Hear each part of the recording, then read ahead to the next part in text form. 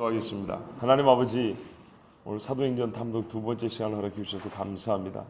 몸은 피곤할지라도 우리 영혼도 깨워주시고 정신도 맑게 해주시고 말하는 이종의 입술도 시원시원하게 말이 나가게 하시고 듣는 귀도 막힘없이 잘 들어올 수 있게 해주셔서 사도의 행적을 보며 성령께서 역사하신 것을 보며 그 세계 속에서 함께 감격하며 울기도 하고 웃기도 하고 하나님의 교회의 아름다움을 보게 하여 주시옵소서. 예수 그리스도의 이름으로 기도하옵나이다. 아멘.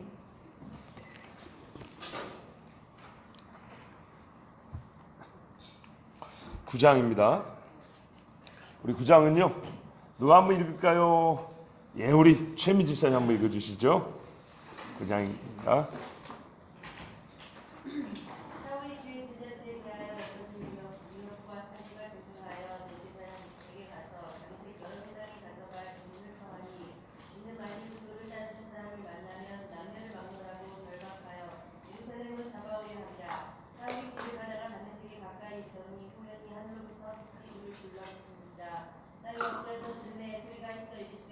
사울아 사울아 네가 어찌하여 나를 박해하냐 하시거늘 대답하여 주여 누구시니까 이르시되 나는 네가 박해하는 예수라 너는 일어나 시내로 들어가라 네가 행할 것을 내게 이를 자가 있느니라 하시니. 예, 여기서 잠깐요. 왜 예루살렘으로 데리고 오려고 했을까요? 정당하게 사법적인 판단을 내릴 수가 없습니다. 대제사장의 공문을 가지고 왔죠. 어디까지나 종교법을 처단을 해야 되겠죠. 그 다음에 예수님이 하신 말씀 중요하죠. 네가 나를 박해한다 그러는데 예수님이 박해를 받은 게 아니고 예수님이 승천하셨지 않습니까? 교회를 박해한 겁니다. 교회와 예수님이 어떻게 해요? 예수님 말씀에 가면 하나죠. 성국은 그렇죠. 그래요. 많이 쳐다보니까 내가 물어보잖아. 좋아요? 계속 가겠습니다.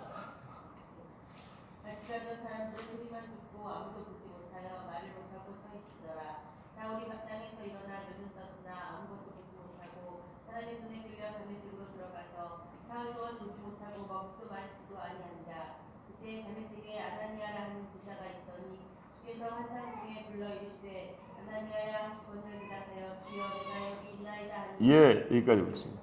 왜 다메섹으로 갔을까요? 사울이 잡으러 갔죠. 다메섹은 유대 땅입니까? 사마리아인가요? 아니죠. 그렇죠. 다메섹, 야 이게 보이냐 안 보이냐? 나옵니까 이거? 오 나온다. 여기 위쪽 지도 안 보이네. 여기잖아 여기. 그렇죠. 두로와 시돈이 갈릴리 위쪽에 있거든요. 시리아입니다. 현재 그 시리아에서 다마스쿠스 있죠. 예, 거기입니다. 요까지 갔다는 말은 무슨 말이에요? 교회가 저기 세워졌다는 얘기입니다. 아하. 계속 보겠습니다.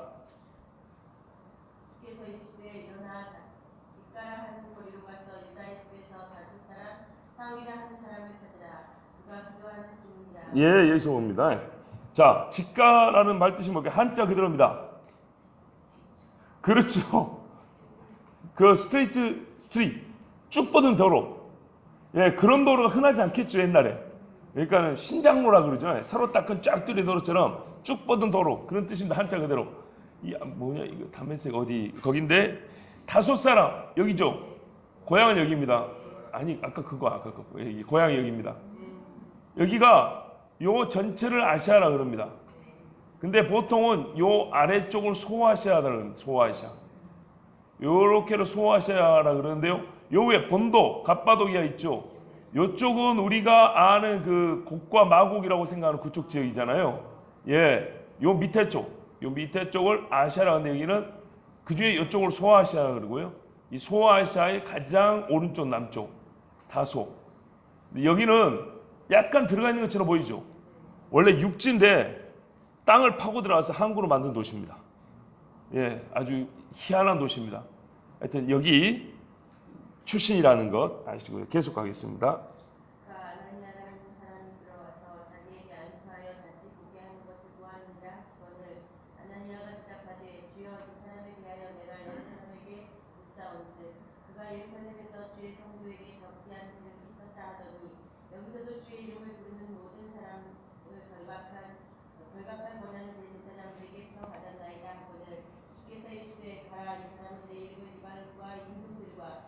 이스라엘 자손들에게 전하기 위하여 택한 나의 그릇이라.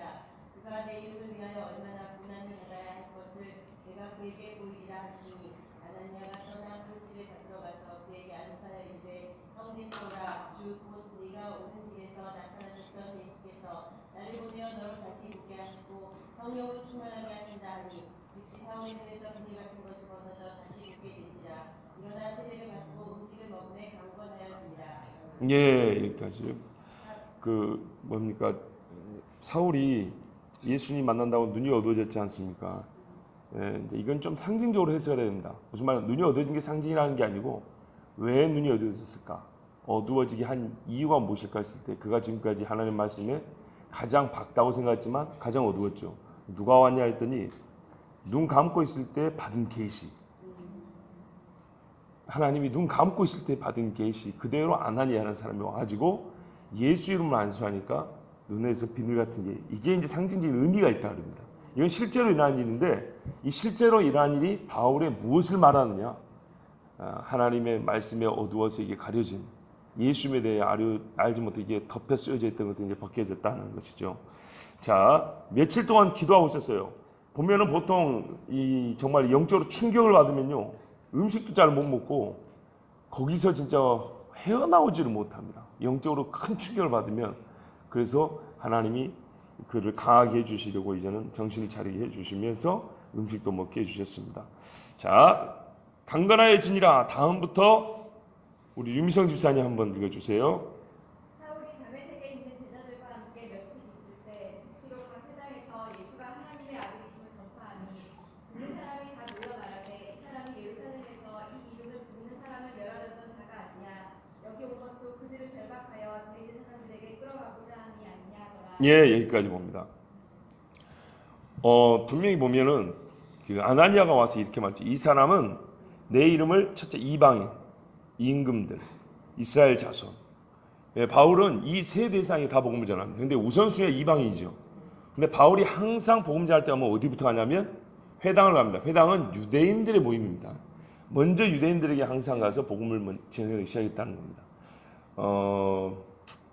이것이 이제 로마서 우리가 9장에서 본 말씀의 배경이기도 하죠. 끝내는 그걸 어떻게 우리가 생각하냐면 바울은 기록된 것보다 훨씬 많은 계시를 받은 사람입니다. 이렇게 말합니다. 내가 계시를 받은 것이 많음으로 주께서 가시를 주셨다 이랬거든요. 그러니까 이 계시 받은 것이 얼마나 많은지 함께 동요하는 사람들이 순간순간 놀라고 다 들은 것 같았는데 몇 년 후에 바울이 설교하는 거 들어보면 또 이런 것도 있었어? 이렇게 남겨놓은 게 있었나 할 정도로 정말로 계시 받은 게 많은 사람입니다. 그 많은 서신서들의 내용을 봐보세요. 자, 1차적으로 회당에 가서 복음을 전했다. 즉시로 이방인에 간 게 아니고 즉시로 회당에 갔다. 자, 계속 갑니다. 사울은 힘을 더 얻어 예수를 그리스도라 증언하여 다메섹에 사는 유대인들을 강팍하게 한다. 여러 날이 지나매 유대인들이 사울 죽이기를 공모하더니 그 재료가 사울에게 알려지니라. 그들이 그를 죽이려고 밤낮으로 성문까지 지키거늘 그의 제자들이 밤에 사울을 광주리에 담아 성벽에서 달아내리니라. 예, 여기까지요. 요거는 많이 생략하고 쓴 겁니다. 바울은 맨 처음에 이제 여기서부터 여정을 한번 생각해 보면요. 다메섹으로 가는 중이었죠. 그리고 예수를 믿고 지금 이 다메섹 어디냐 여기. 요 다메섹에서 지금 복음을 전했는데 사람들이 죽이려 하니까 광주리 타고 성벽을 타고 내려왔다는 얘기 아닙니까? 그죠? 그런데요. 바울은 그렇게 하지 않았습니다. 바울은 여기서 예수를 믿고 난 다음에 회당에서 몇 마디 하다가 아라비아로 내려갑니다. 요 사우디입니다. 사우디. 요 아라비아로 가서 복음을 전합니다. 근데 당시 아라비아는 나바테안 왕국이라 그럽니다. 나바테안 이렇게도 부릅니다. 느바이옷 있죠? 느바이옷의 사람들이라 그 말입니다. 우리가 무슨 안 그러면은 무슨 사람 그러잖아요. 아메리칸 하고 뒤에 안자 붙은 사람이죠. 느바테안 이 말은 느바이옷의 사람들, 느바이옷의 후예들이다 이 말입니다. 느바이옷이 누구죠? 이스마엘 족속인가? 그렇죠. 그 후예들이 사는 데가 아까 거기 요 아라비아 요 지역입니다. 요 나바테안 왕국의 느바이옷의 사람들에게 복음을 전하다가 이 왕이 당시 아레다 4세라는 왕인데 이스키가 와가지고 헛소리하니까 성지 나가지고 바울을 죽이려고 해요. 바울이 그래서 바로 다시 다메섹으로 도망을 갑니다.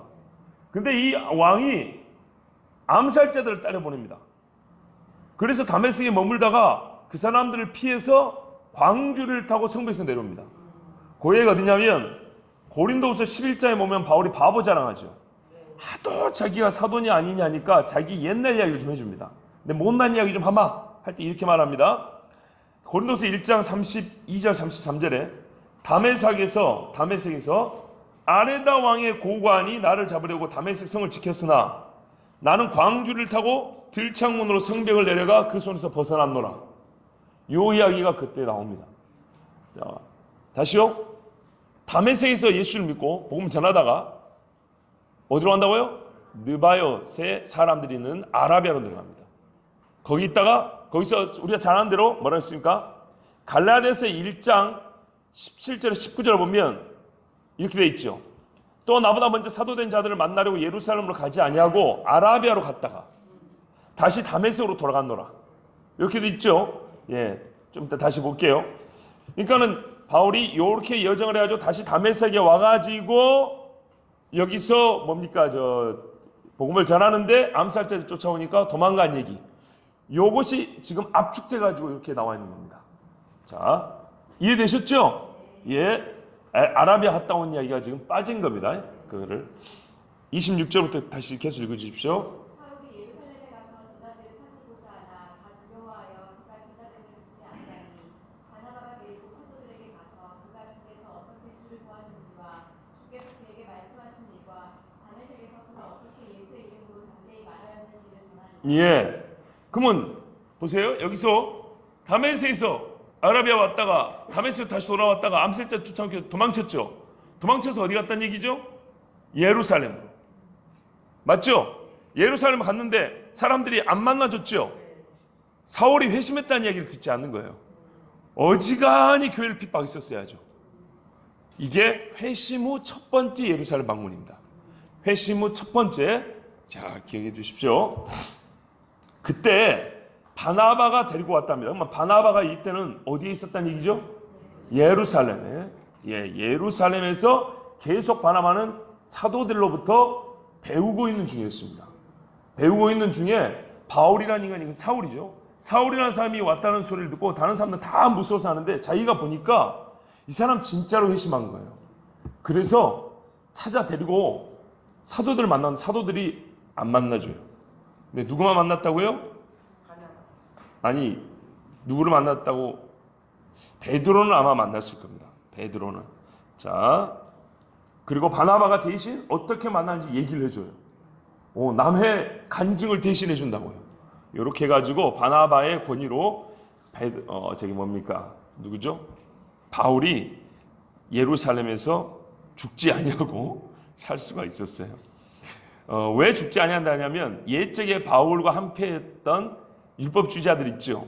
그 사람들 중에는 아주 열심당이 있어요. 그 율법을 배신한 사람은 칼로 찔러 죽여버린다는 이런 사람들이 나중에 바울을 죽여 쫓아다니거든요. 예, 뭐 초창기는 아니지만. 그리고 또 교회에서는 아직도 교회를 핍박하는 사람이라고 알려졌기 때문에 왜 처음 보잖아요. 이제 이 인간이 다메섹에서 예수를 잡으러 간다더니 몇 년 동안 나타나질 않았어요. 근데 갑자기 나타났는데 예수 믿는 사람은 나타났다는 거예요. 이쪽이나 저쪽이나 얼마나 당황했겠어요. 근데 그거를 꿰뚫어본 사람이 바나바였어요. 자, 바나바가 대신 변호해줬어요. 멋지죠? 그래서 권위자라는 말이 딱 맞아요. 자, 여기서 갈라디아서 1장 17절에서 19절을 한번 찾아서 읽어보겠습니다. 이제 함께 보겠습니다. 회심한 이후에 바울이 이렇게 했습니다. 또 나보다 17절입니다. 먼저 사도된 자들을 만나려고 예루살렘으로 가지 아니하고 아라비아로 갔다가 다시 다메섹으로 돌아갔노라. 그 후 3년 만에 내가 게바를 방문하려고 예루살렘에 올라가서 그와 함께 15일을 머무는 동안 주의 형제 야고보 외에 다른 사도들을 보지 못하였노라. 자, 그 후 3년, 이 첫 번째 예루살렘 올라간 걸 말씀할까요? 아니면은 다른 예루살렘 올라간 걸 말할까요? 이거를 질문으로 남겨놓고 읽으시기 바랍니다. 벌써 헷갈린가요, 이제? 속도를 따라와야지 안 그러면 헷갈립니다. 다시 보세요. 바울이 뭐라 그러냐면 내가 다메섹에서 아라비아 갔다 다시 다메섹 갔는데 예루살렘을 갔다 그랬어요. 여기 갔을 때 베드로하고 야고보밖에 못 봤다 그랬어요. 근데 뭐냐면 3년 만에 갔다 이랬어요. 이 3년이 회심 후 3년인지 아니면 아라비아 갔다가 다메섹 왔다가 다메섹에서 예루살렘 가는데 3년인지 여기서 여기까지가 무슨 일이 있어 3년 만에 갔다는 얘기인지 아니면 처음 회심부터 빙글빙글 돌아서 가는 데까지 3년 걸렸다는 얘기인지 요것을 그 후라는 말이 어디서 그 자를 붙여야 되는지를 생각을 해야 된다는 얘기입니다. 읽다 보면 답이 나올 수도 있겠죠. 예, 계속 바울의 여정을 말씀해 드릴 겁니다. 계속 읽어주세요. 사울이 제자들과 함께 있어 예루살렘에 출입하며 또 주 예수의 이름으로 담대히 말하고 헬라파 유대인들과 함께 말하며 변론하니 그 사람들이 죽이려고 힘쓰거든 형제들이 알고 가이사랴로 데리고 내려가서 다수로 보내니라. 예, 보니까 여기 제자들이란 말은 사도들이 아닙니다. 이때부터는 사도와 제자가 구분됩니다. 사도에서 배운 사람들을 제자라고 합니다. 그리고 주 예수의 이름으로 말하고 헬라파 유대인들, 이 유대 정통 히브리파 유대인도 아니고 헬라파 유대인들, 왜 이 사람들이 바울을 죽이려고 했을까 할 때 그거는 정확히 모르겠는데요. 헬라파 유대인들이라는 것은 세상으로 흩어져 있던 유대인들 아닙니까? 근데 이 세상에서 유대인으로 살려면 율법을 얼마나 잘 지켜야 되겠고 열심히 투철해야 되지 않겠어요? 이 사람들이 예루살렘에 와 있을 때 같이 이제 변론을 하다 보니까 싸움이 일어났다는 얘기.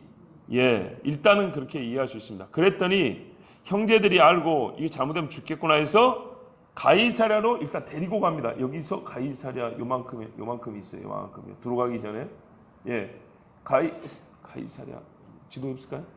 그 다음 지도 아니 앞에 거 바로 앞에 거 여기 예, 요리 데리고 가가지고 배를 타고 그 다음 지도요?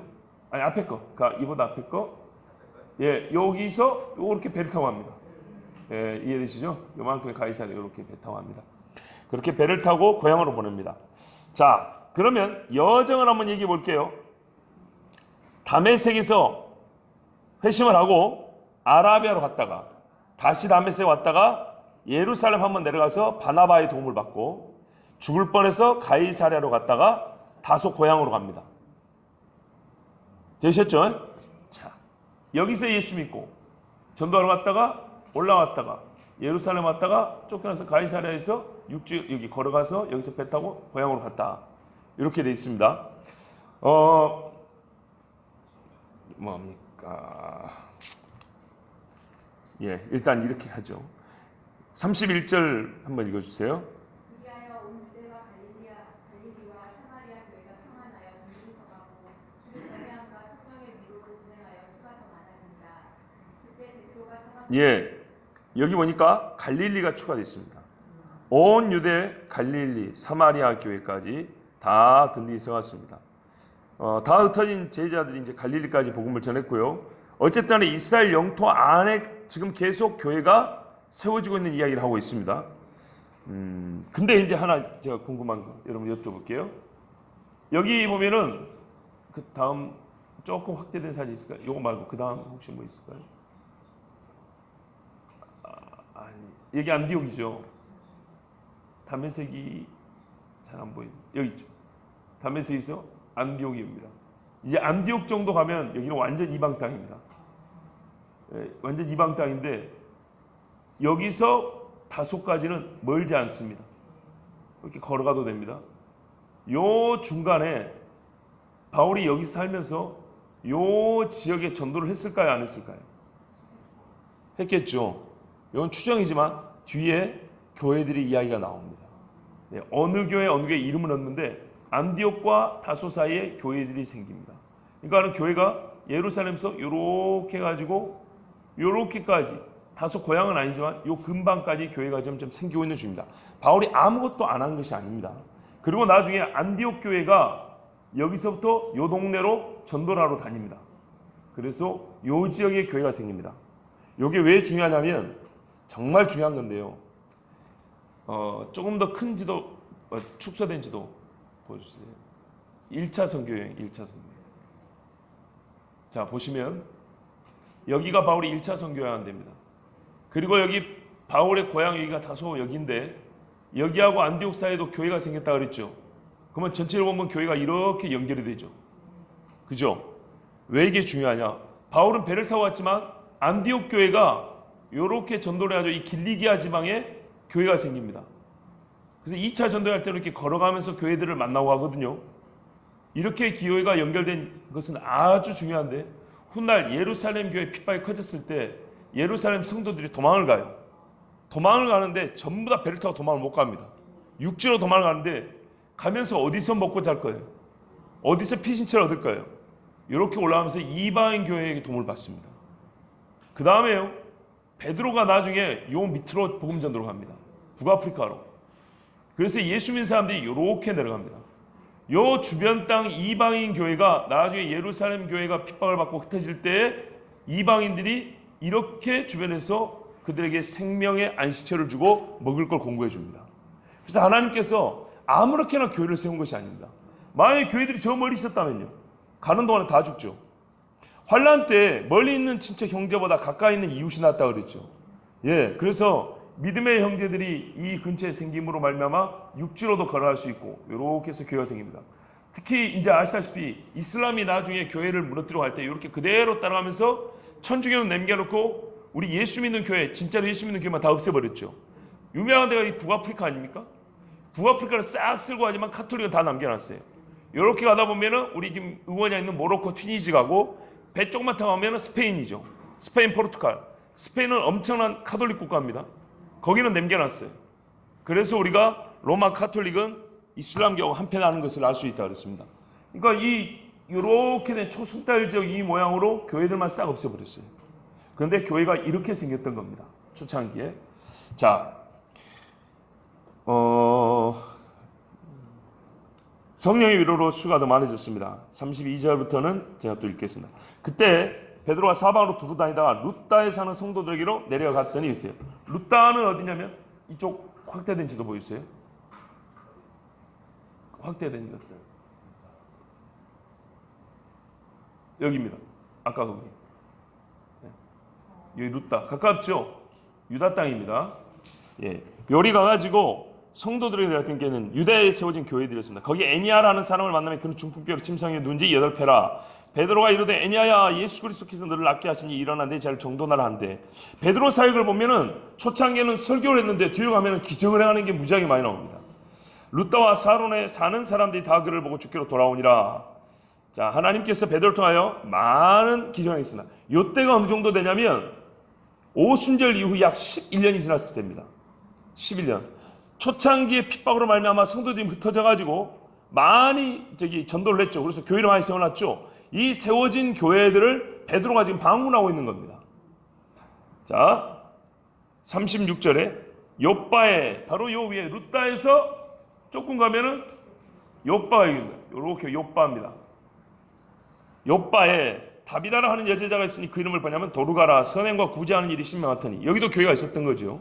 그때 병들어 죽음에 시체를 씻어 다락에 누이니라. 루따가 요빠에서 가까운지라. 제자들이 베드로가 거기 있음을 듣고 두 사람을 보내어 지체 말고 와달라고 간청하여 베드로가 일어나 그들과 함께 와서 그 이름에 그들이 데리고 다락방에 올라가니 모든 과부가 불쌍하죠. 베드로 곁에 서서 울며 도르가가 그들과 함께 있을 때 지은 속옷과 겉옷을 다 내보이거늘 베드로가 사람을 다 내보내고 무릎 꿇고 기도하여 돌이켜 시체를 향하여 이르되 다비다야 일어나라 하니 그가 눈을 떠 베드로를 보고 일어났는지라. 베드로가 손을 내밀어 일으키고 성도들과 과부들을 불러들여 그가 살아난 것을 보이니 온 요빠 사람이 알고 많은 사람이 주를 믿더라. 베드로가 요빠 여러 날 있어 시몬이라는 무두장이의 집에서 멈니라. 가죽 다루는 사람이죠. 10장 가이사랴에 여기서 쭉 올라오면 여기가 가이사랴죠. 해변에 요 가이사랴에서 고넬료라는 백부장입니다. 이달리아 고넬료라는 사람이 있으니 이달리아 부대라 하는 군대 백부장이라. 요즘 말하면 중대장 정도 된다고 보시면 되겠습니다. 그가 경건하여 온 지방과 더불어 하나님을 경외하여 예수 믿는 사람 아닙니다. 요렇게 부른 사람이 뭐냐면 이방인 중에서 율법을 준수하면서 하나님께 기도하는 사람들. 그러나 할례까지는 받지 않은 사람들. 할례까지 받으면 완전 유대인인 겁니다. 예, 할례까지는 가지 않은 여호와를 아는 이방인을 이렇게 부릅니다. 백성을 많이 구제하고 하나님께 항상 기도하더니 하루는 제 90쯤 돼요. 역시 이분들이 여기서 기도하는 시간이 정해져 있죠. 환상 중에 밝히 보매 하나님의 사자가 들어와 이르되 고넬료야 하니 고넬료가 주목하여 보고 두려워 이르되 주여 무슨 일이니까 천사가 이르되 내 기도와 구제가 하나님 앞에 상달되어 기억하신 바가 되었으니 내가 지금 사람들 요바에 보내 베드로라 하는 시몬을 청하라. 그는 무두장이 시몬의 집에 유숙하니 그 집은 해변에 있다 하더라. 마침 말하던 천사가 떠남에 고넬료와 집안하인 둘과 부하 가운데 경건한 사람 하나를 불러 이 일을 다 이루고 요바로 보내니라. 이튿날 그들이 길 가다가 그 성에 가까이 갔을 때 그때 베드로가 기도하려고 지붕에 올라가니 그 시각은 제6시더라. 자, 제6시면 6시를 버티면 한 12시쯤 되죠. 이때 베드로도 기도하려고 올라갔는데 하나님께서 이 사람들을 만날 준비를 해주신 겁니다. 아니 집사님 그렇죠? 예, 집사님 읽어주십시오. 10절입니다. 그가 시장하여 먹고자 하며 사람들이 준비할 때 황홀한 중에 하늘이 열리며 한 것이 내려오는 것을 보니 큰 보자기 같고 네 귀를 메어 땅에 들이웠더라. 그 안에는 땅에 있는 각종 네발 같은 짐승과 기는 것과 공중에 나는 것들이 있더라. 또 소리가 있으되 베드로야 일어나 잡아먹으라 하거늘 베드로가 이르되 주여 그럴 수 없나이다. 속되고 깨끗하지 아니한 것을 내가 결코 먹지 아니하였나이다 한데 또 두 번째 소리가 있으되 하나님께서 깨끗하게 하신 것을 내가 속되다 하지 말라 하더라. 예, 잠깐만요. 이 말씀을 읽으면서 어떤 분들은 그래요. 원래 이런 것들이 깨끗한 것이구나 이렇게 생각하는 분들인데요. 그것이 아닙니다. 하나님께서 깨끗하게 하신 것입니다. 이제부터 깨끗하게 된 것들입니다. 자, 계속 갑니다. 이런 일이 3번 있은 후 그 그릇이 곧 하늘로 올려져 가니라. 예, 3번까지 똑같은 걸 보여줘도 겨우 갈 정도로 우리 속에 들어있는 소위 율법주의라는 것은 이렇게 지독한 겁니다. 예, 계속 가겠습니다. 베드로가 본 바 환상이 무슨 뜻인지 속으로 의아해하더니 마침 고넬료가 보낸 사람들이 시몬의 집을 찾아 문 밖에 서서 불러 묻되 베드로라 하는 시몬이 여기 유숙하느냐 하거늘 베드로가 그 환상에 대하여 생각할 때 성령께서 그에게 말씀하시되 두 사람이 너를 찾으니 일어나 내려가 의심하지 말고 함께 가라. 내가 그들을 보내었느니라 하시니 베드로가 내려가 그 사람들을 보고 이르되 내가 곧 너희가 찾는 사람인데 너희가 무슨 일로 왔느냐. 그들이 대답하되 백부장 고넬료는 의인이요 하나님을 경외하는 사람이라 유대 온 족속이 칭찬하더니 그가 거룩한 천사의 지시를 받아 당신을 그 집으로 청하여 말을 들으려 하느니라 한데 베드로가 불러들여 유숙하게 하니라. 이튿날 일어나 그들과 함께 갈새 요바에서 온 어떤 형제들도 함께 가니라. 이튿날 갈사랴에 들어가니 고넬료가 그의 친척과 가까운 친구들을 모아 기다리더니 마침 베드로가 들어올 때 고넬료가 맞아 발 앞에 엎드려 절하니 베드로가 이렇게 이르되 일어서라 나도 사람이라 하고. 자, 여기까지 보겠습니다. 요바에서 온 어떤 형제들이 같이 갔다 23절에 그려져 있죠. 이 사람들 종족이 어떻게 될까요? 유대인입니다. 요바 이잖아요. 유대 땅입니다. 자, 그러면 지금 베드로도 이방인에게로 처음 가는 겁니다. 요바에서 온 형제들 베드로 사도를 따라가긴 가는데 이방인 지역으로 처음 갑니다. 이방인 집에 들어가는 겁니다. 이 사람들 쉬울까요? 어려울까요? 요즘만 하면 문화 충격이 어마어마한 겁니다. 그리고 종교적으로 신앙적으로 불결하다 해서 다른 유대인들에게 배척을 받을 수 있습니다. 다른 사도들하고 협의한 게 아닙니다. 나머지 사도들은 모릅니다. 그런데 이 요바까지 가이사랴에 갈 때 요바에서 온 유대 형제들과 베드로가 함께 가는 것은 이 사람들은 철저히 베드로를 신뢰하여 가는 것이고 베드로에게는 어제 본 환상 때문에 가는 것이고 그러니까는 자원하여 기쁨으로 가는 것이 아니라 정말 어떤 의미에서 마지못해 가는 것입니다. 근데 이 마지못해 가는 여행이었기 때문에 여기서 경험한 일이 이들에게는 완전 신앙의 사고, 신앙관을 바꿔놓습니다. 계속합니다. 더불어 말하여 들어가 여러 사람이 모인 것을 보고 이르되 유대인으로서 이방인과 교제하며 가까이 하는 것이 위법인 줄은 너희도 알거니와 하나님께서 내게 지시하사 아무도 속되다 하거나 깨끗하지 않다 하지 말라 하시고 부름을 사용하지 아니하고 아니오라. 묻노니 무슨 일로 나를 불렀느냐. 고넬료가 이르되 내가 나흘 전 이맘때까지 내 집에서 제 굿이 기도를 하는데 갑자기 한 사람이 빛난 옷을 입고 내 앞에 서서 말하되 고넬료야 하나님이 내 기도를 들으시고 내 구제를 기억하셨으니 사람을 요바에 보내어 베드로라는 시몬을 청하라. 그가 바닷가 무두장 위에 시몬의 집에 유숙하느니라 하시기로 내가 곧 당신에게 사람을 보내었는데 오셨으니 잘하였나이다.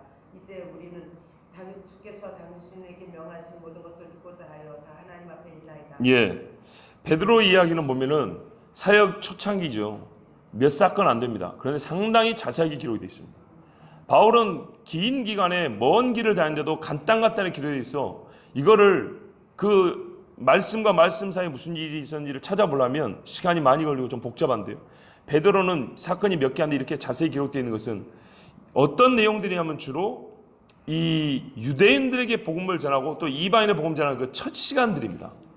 그만큼 어려웠다는 얘기입니다.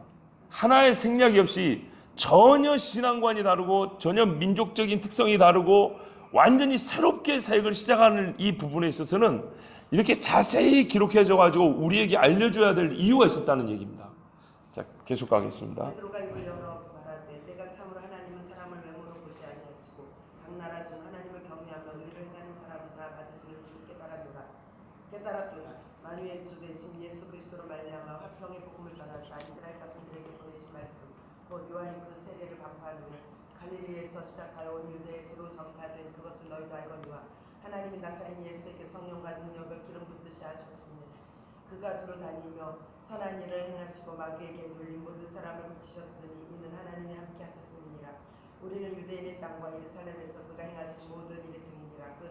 그들이 나무에 달아 죽였으나 하나님이 살만이 다시 살리사 나타내시되 모든 백성에게 하신 것이 아니요 오직 미리 택하신 증인 곧 죽은 자 가운데서 부활하신 후 그를 모시고 음식을 먹은 우리에게 하신 것이라. 우리에게 명하사 백성에게 전도하되 하나님이 살아있는 자와 죽은 자의 재판장으로 정하신 자가 곧 이 사람인 것을 증언하게 하셨고 그에 대하여 모든 선지자도 증언하되 그를 믿는 사람들이 다 그의 이름을 힘입어 죄 사함을 받는다 하였느니라. 예, 여기까지 보면 베드로는요 이 말을 하는 중에도 자기가 지금 유대인의 전통을 거스르고 있다는 걸 얘기합니다. 상당히 어려운 일을 하고 있다는 것을 말해주고 있고요. 이게 바로 공식적으로 사도를 통해서 이방인을 향한 첫 번째 복음 증거입니다. 이방인에게 첫 번째 복음 증거는 바울이 한 게 아니고 베드로가 했습니다. 근데 이 베드로가 이 경험을 한 것이 훗날 바울의 선교를 보증하는데 결정적 역할을 하는 건 아시죠? 자, 아까 쉬라고 시간을 좀 많이 드렸다는데 안 쉬 모양이에요. 벌써 나는 갑니다. 이런 분들이 계시는데 가지 마시고 잘 집중해서 들으십시오. 자, 44절부터 누가 읽냐면 호진 한번 읽어줄까요? 네.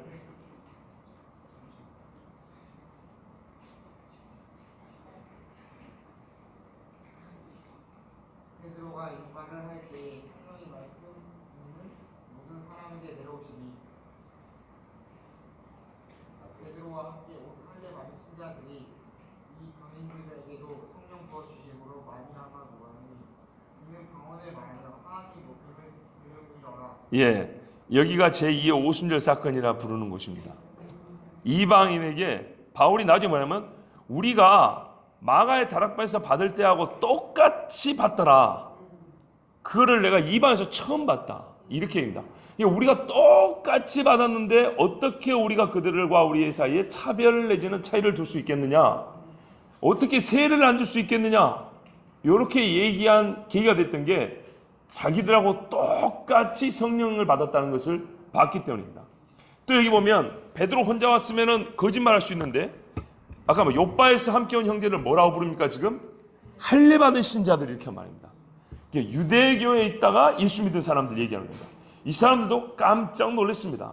그리고 세례를 줄 때는 누가 줬냐면 바로 요 사람들이 줍니다. 자기 손으로 그 머리에다 세례를 줬는데 어떻게 부정할 수 있겠습니까? 자, 계속 47절 봅니다. 호진군 47절. 이에 베드로가 이르되 이 사람들이 우리가 성령을 받았으니 누가 능히 물로 세례 베품을 금하리로 하고 명하여 예수 그리스도의 이름으로 세례를 베풀라 하니라. 그래서 베풀라 그러죠? 네, 계속 갑니다. 그들이 베드로에게 며칠 더 머물기를 청하니라. 자, 여기는 사도에 의해서 이방인이 세례를 처음 받은 사건. 예, 전에 빌립이 에디오피아 내시 세례 준 거 있죠? 요거는 그리스도인이 유대인 그리스도인이 다른 사람이 세례를 준 처음 사건인데 사도가 준 거는 처음입니다. 자, 11장 제가 보겠습니다. 유대인 있는 사도들과 형제들이 이방인들로 하나님의 말씀을 받았다함을 들었더니 근데 보세요. 성령을 받았다. 다른 편은 하나님의 말씀을 받았다 이렇게 말합니다. 베드로가 예루살렘에 올랐을 때 할례자들이 비난하여 이게 베드로가 갔더니 감히 베드로가 누군데요? 유대인들이요. 당신이 무할례자들하고 밥을 먹었어? 그 무할례자들 세례를 줬어? 이렇게 비난을 합니다. 그런데 여러분 갈라디아서 뭐가 돼 있죠? 무할례자들하고 밥 먹다가 외식했다 그랬죠. 처음에는 이 일을 듣고 베드로가 아무렇지도 않았어요.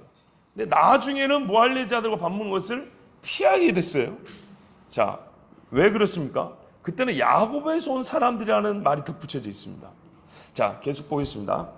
베드로가 예루살렘에 올랐을 때 할례자들이 그만큼 큰 문제라서 베드로라 할지라도 비난했습니다. 비난하여 이르되 내가 무할례자의 집에 들어가 함께 먹었다 하니, 베드로가 그들에게 이를 차례로 설명하여 이르되 내가 요빠 시에서, 이게 얼마나 큰 일인지 하나님이 이렇게 자세하게 말을 하게 합니다. 기도할 때 황홀한 중에 환상을 보니 큰 보자기 같은 그릇이 내 귀에 매어 하늘로부터 내리어 그 내 앞에까지 드리워지거늘 이것을 주목해 보니 땅에 네 발 가진 것과 들짐승과 기는 것과 공중에 나는 것들이 보이더라. 또 들으니 소리 있어 내게 이르되 베드로야 일어나 잡아먹으라 하거늘 내가 이르되 주님 그럴 수 없나이다. 속되가 나 깨끗하지 아니한 것은 결코 내 입에 들어간 일이 없나이다 하니, 또 하늘로부터 두 번째 소리 있어 내게 이르되 하나님이 깨끗하게 하신 것을 내가 속되다고 하지 말라더라. 요겁니다. 베드로도 하나님이 깨끗하다 한 것을 알았었고요, 다른 사람들은 깨끗하다 하지 아니한 것까지만 알고 있었던 겁니다. 이런 일이 3번 있은 후에 모든 것이 다시 하늘로 끌려 올라가더라. 하늘로 끌려 올라갔던 중요합니다. 마침 3사람이 내가 유숙한 집 앞에 서 있으니 가이사랴에서 내게로 보낸 사람이라. 마침 딱딱 맞더라 이 말이에요. 성령이 내게 명하사 아무 의심 말고 함께 가라 하시매 이 6 형제도 나와 함께 가서 그 사람의 집에 들어가니, 성령 계속 나오죠. 사소한 것 같지만 계속 나오는 게 주목해야 됩니다. 그가 우리에게 말하기를 찬성아 내 집에 서서 말하되 내가 사람을 요빠에 보내어 베드로 하는 시몬을 청하라. 그가 너와 내 온 집이 구원받을 말씀을 내게 이르려 함을 보았다 하거늘 내가 말을 시작할 때 성령이 그들에게 임하시기를 처음 우리에게 하신 것과 같이 하는지라. 내가 주의 말씀에 요한은 물로 세례를 베풀었으나 너희는 성령으로 세례를 받으려 하신 것이 생각났노라. 보세요, 생각났노라 그러죠. 근데 이제 전도할 때 보면 개척된 도시에서 예수 믿는 사람이 처음에 생길 때 보면 가족 단위로 회심하는 집들이 많다는 걸 알아야 됩니다. 루디아의 집들, 그리고 스데바나의 집, 유스도의 집, 이렇게 되어 있습니다. 자, 그래서 하나님 말씀에 너와 내 집이 구원을 받으라는 말이 정말 우리가 그렇게 예사롭게 들으면 안 되는 겁니다. 실제로 그렇게 구원을 다 받았습니다. 그런지 하나님이 우리가 주 예수 그리스도를 믿을 때 주신 것과 같은 선물을 그들에도 주셨으니 내가 누구에게, 자, 유대 그 대지사에서 말했어요. 내가 누구에게 하나님의 말씀을 거스르겠냐 하면서 복음 전했죠. 똑같습니다. 아니 성령이 똑같이 역사를 하는데 내가 뭐라고 성령이 하신 일을 거스를 수 있겠느냐. 자 보세요. 이거는 유대인들에게는 사람을 대놓고 싸우지만 이거는 자기 자신과의 싸움입니다. 내 안에 있던 율법주의와 싸우는 겁니다. 예, 내 안에서는 아무리 그래도 유대인을 넘어갈 수 없는 이 유대인을 넘어가는 장벽을 성령이 지금 앞에서 부셔내고 있는데 내가 어떻게 거기를 건너가지 않을 수 있겠냐 이 말입니다. 보세요 여러분, 싸움은요 사실은 나와의 싸움이 훨씬 더 오래갑니다. 예, 밖의 싸움이 끝났다고 해서 내 신앙 다 컸다, 이제는 뭐 준비됐다, 그렇지 않습니다. 나와의 싸움이 남아있습니다. 자, 내가 누구에게 하나님을 능히 맡겠느냐 하더라. 그들이 이 말을 듣고 잠잠하여 하나님께 영광을 돌려. 잠잠하여, 아직 내키지는 않는데 할 말은 없어요. 하나님께 영광을 돌려 이르되 그러면 하나님께서 이방인에도 생명 없는 회개를 주셨도다 하니라. 적어도 여러분 이 정도 반응 나타나야 됩니다. 예, 주의 행하신 일로 말미암아 하나님께 영광을 돌리십시오. 그런데 이 말이 베드로 말이니까 들은 거예요. 이게 참 또 중요합니다. 우리가 서로의 말을 들을 때 진짜 가짜 같은 말이지만 그 사람이 말했기 때문에 진짜로 들을 수 있을 정도로 서로가 그렇게 신뢰가 있는 사람이 되어야 됩니다. 자, 이제 안디옥 교회 이야기입니다. 그때 빠밤빰, 몇 년 전 이야기죠. 지금 벌써 예수님 오순절 승천 후 10몇 년이 지난 상태고 스데바나 사건은 한 8년쯤 됐을 때 일어난 일이니까 조금 거슬러 올라갑니다. 이렇게 이제 스데바나 사건, 잘 보세요. 스데바나 사건으로 이스라엘 백성이 흩어지죠. 예수님께서 흩어질 때 주로 유대 땅으로 갔죠. 갈릴리나 사마리아로 갔죠. 그런데 어떤 일 아까 말했죠. 고향으로 가거나 외국으로 간 사람도 있다고 그랬죠. 그 사람들이 무슨 일을 했냐? 엄청난 일을 했어요. 그 중에 구브로, 베니게, 안디옥 이런 사람이 있었어요. 자, 그때 스데반의 일로 일어난 환란으로 말미암아 흩어진 자들이 베니게와 구브로와 안디옥까지 이르러 유대인에게만 말씀을 전하는데, 그러니까 아까 말씀드린 그 큰 사진, 그렇죠. 이렇게 다니면서 퍼져 나갔는데 유대인에게만 전했다는 거예요. 아직도 유대인에게만. 그 중에 구브로와 구레. 구브로 어디입니까? 아까 이죠, 키프러스. 우리는 발음을 부드럽게 번역한다 했죠. 여기가 구브로고요. 구레네가 이쪽입니다. 요만큼이 구브로입니다. 북아프리카, 리비아 옆에 여기가 구브로입니다. 여기에 구레네. 예. 구레네 몇 사람이 어디로 갔다고요? 이 사람들이 이사를 해가지고 여기 위로 안디옥 보여주세요. 전사님 안디옥. 나 집중 별로 안 받는 것 같아. 이게 안디옥 아니잖아. 그래 여기요. 요리 왔어요 요리. 안디옥 보이시죠? 자, 이제 집중 받는 것 같아. 요 밑에 하고 요 섬에 있던 사람들이 요렇게 온 거예요. 요렇게 오고 요 밑에 북아프리카 있던 사람이 배 타고 요리 와가지고 요 안디옥에다가 복음을 전해서 교회를 세웠다는 얘기입니다. 자, 근데 왜 이 안디옥일까? 이제 앞으로 보면 압니다. 자, 안디옥은요 당시 로마 세계에서 동방 빼고 세 번째로 큰 도시입니다. 인구가 50만 명이 육박합니다. 그리고 뭐 무슨 강이 있고 산이 있고 뭐 이러는데 그냥 빼고요. 문제는 여기에 카론이라는 지하로 영혼들을 대하는 신이 그들이 숭배하는 신이에요. 그리고 다프네라고, 이 다프네가 이제 앞으로 좀 나오네. 그 헬라 신화에 나오는 요정이래요, 요정. 그 요정의 이름을 가진 과손이 있고 아폴로상도 있고 하여튼간에 여기는 상당히 평야지대에서 풍부하고요. 우상 숭배가 만연하고 뿐만 아니라 그 노예들이나 범죄자들이 도망치 않고 숨어 사는 산이 주변에 있어요. 그래서 이 피난 가는 사람들이 더러 여기에 있기도 하고 일단은 먹을 게 다른 데보다 좀 많기 때문에 그리고 계획도시고 로마와 헬라식 건축물이 세련되게 잘 되어 있습니다. 그 천 몇백 개 되는 기둥으로 세워진 아치형의 도로가 있어요. 그 도시 들어가면 기둥이 이렇게 있고 아치형이 있죠. 아치형은 이게 그 도시 입구에 쫙 펼쳐져 있어요. 기둥이 1,700개인가 하여튼 1,몇백 개 돼요. 그러니까 그 동네에 들어가면 사람들이 입을 쩍 벌리죠. 그래서 안디옥의 별명이 뭐냐면 동방의 여왕입니다. 그런 도시입니다. 그러니까 동방으로 가려면 어디로 가라고요? 안디옥. 자, 안디옥에 이르러 헬라인에게도 말하여 주 예수를 전파하니 제자들 중에 자기들이 이방인 지역에서 와가지고 이방인들과 교류를 하고 헬라말을 쓸 줄 아는 사람들이 우리가 여기서 멈추면 안 되겠다 해가지고 이방인들에도 복음을 전해야 되겠다라는 그 거의 바울과 같은 그런 사명을 받은 사람이 있었어요. 요 사람들이 가서 뜻을 모은 데가 안디옥입니다. 자, 요 안디옥에 이르렀을 때 주 예수를 전파하니 주 예수님이 그들과 함께 하시면 수많은 사람들이 믿고 주께 돌아오더라. 우와, 엄청나게 많은 사람들이 듣고 돌아왔어요. 그러면 이 사람들은 누구죠? 헬라인이죠. 세계 최초로 헬라인 교회가 세워진 겁니다. 헬라인 교회. 예루살렘 교회가 이 사람들의 소문을 듣고 바나바를 안디옥까지 보냈다. 왜 보냈을까요? 이거 진짜 교회인가 가짜 교회인가 어떻게 할 거예요? 이방인들끼리 모였다는데요. 사도들이 간 것도 아니고 예루살렘에서 파송한 것도 아니고 구브로하고 저기 구레네에서 사람들이 갔다는데 야 이거 어떻게 할 거예요? 그래서 이들이 진짜 신앙을 갖고 있는가 하고 한 사람을 실사를 해오라고 보냈는데 예적이 그 요단 동편에 있던 사람들이 후퇴하면서 단을 놓고 갔죠. 단을 쌓고 왔죠. 그렇죠. 그때 비느하스 제사장을 필두로 해서 실사단이 가서 이게 번제단이냐 뭐냐를 확인하고 왔죠. 그런 것처럼 가장 신뢰할 만한 사람을 보냈으니 이 사람이 권위자인 누구요? 바나바예요. 바나바는 오순절 강림 이후에 오순절 성령 강림 이후에 제자 사도들에게서 바로 배운 제자입니다.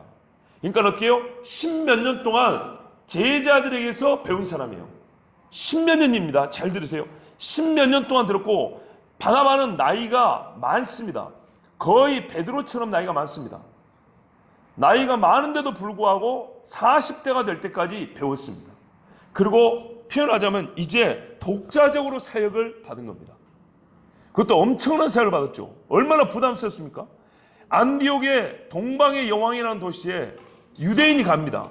근데 헬라인이 세운 교회라고 하는 헬라파 그리스도인들이 세운 교회라고 하는 데를 가서 그들이 어떤 신앙을 가지고 있는지 과연 우리와 같은 신앙을 가지고 있는지 그렇지 않은지를 확인해 가지고 오라는 겁니다. 과연 우리가 그걸 교회로 인정할지 못할지를 판단을 내릴 수 있도록 네가 조사해 오라는 겁니다.